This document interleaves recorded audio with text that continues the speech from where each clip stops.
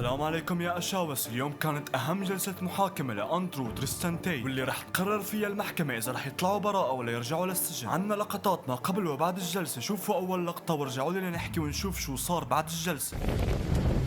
Good morning. Today, to be or not to be free, no? What do you think? I don't know. You do know you're Romanian. What do you think? It's not free. You don't think so? No. You're the expert, bro.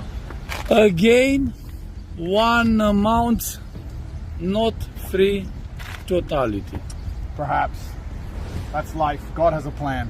Yes. Limba română, să-l mai întrebăm ceva. Ce speranțe ai astăzi de la tribunal? Ce speranțe ai? Că știu că tu știi limba română. Ce speranțe ai? Here. Because you are not liar. Correct.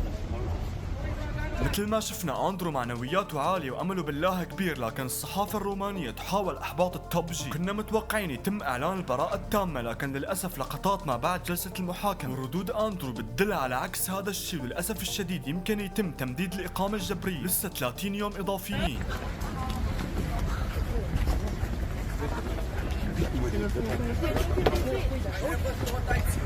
One day. I'm an eternal optimist. It doesn't matter about. Sure. God is the greatest and truth will come out in the end, and I'm an eternal optimist. I'm not worried. Today or not, today you are free. Who knows? We'll see what happens. No? To be or not to be free. I don't know. Did they bring? Life's good. Sun is shining. Still breathing. Everything's okay. Cannot lie forever. Lies eventually get destroyed.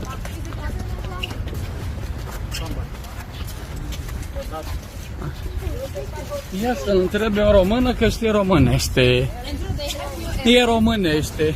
Care sunt speranțele tale pentru astăzi? O să fii liber? Nu, ¿qué? Déjalo, no me pones tu pregunta, tú no eres ahí. ¿Ah? Déjalo yo, no tú. ¿Qué pregunta pone tú? الحلو انه برغم كل شيء ما زالت معنويات اندرو عالية، وان شاء الله البراءة التامة رح تظهر عاجلا ام اجلا. قولنا انتم رأيكم بالتعليقات، لايك واشتراك. كان معكم كامل، نشوفكم بالفيديو الجاي. اذا عمل فيديو سلام.